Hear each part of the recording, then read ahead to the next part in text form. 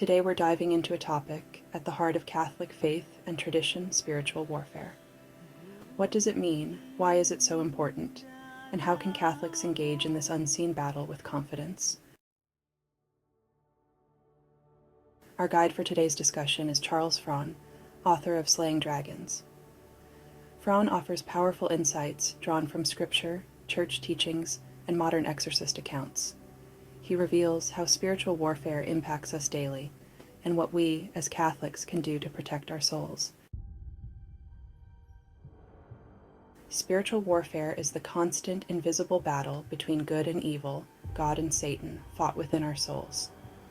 Ephesians 6:10-18 urges believers to put on the full armor of God, to stand against the schemes of the devil. But what does this armor look like in practice? The Catechism of the Catholic Church reminds us that evil is real, and that Satan seeks to draw people away from God. It teaches that resisting this influence requires vigilance, sacramental life, and trust in God's grace. The Catechism warns that we must avoid practices that open us to evil, such as occultism, and instead deepen our faith. Throughout history, saints like Saint Teresa of Avila, Saint Padre Pio, and Saint John Vianney encountered intense spiritual battles. Saint Teresa was known to face demonic attacks in prayer, but would rebuke them, saying, "I fear those who are afraid of the devil more than I fear the devil himself." Her faith and resilience are an example for us today. Exorcists in the Catholic Church witness spiritual warfare on an extreme level. Fraun shares insights from modern exorcists who emphasize the importance of a strong sacramental life.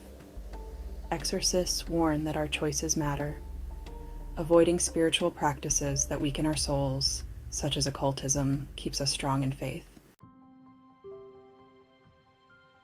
Fraun outlines spiritual weapons for Catholics, beginning with the sacraments, especially the Eucharist and confession. Frequenting the sacrament strengthens our relationship with God and shields us from evil. Prayer, particularly the Rosary and St. Michael's Prayer, are powerful defenses that keep us connected to God's grace. Scripture serves as a sword in spiritual warfare. When Christ was tempted by Satan in the desert, he resisted by quoting Scripture.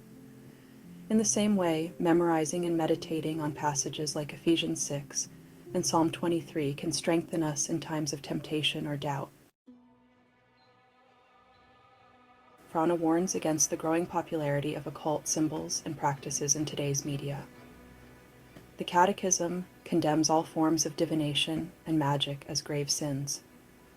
As Catholics, we're called to protect our souls by rejecting these influences and focusing on Christ.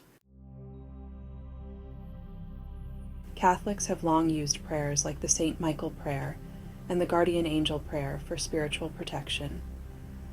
Fraun emphasizes the power of these prayers to ward off evil and strengthen our resolve. Consider making them a part of your daily routine. Spiritual warfare isn't about fear, it's about faith. By staying close to God through the sacraments, prayer, and Scripture, we can resist the enemy and stand firm in God's truth. Thank you for joining us as we delve into these powerful teachings on spiritual warfare.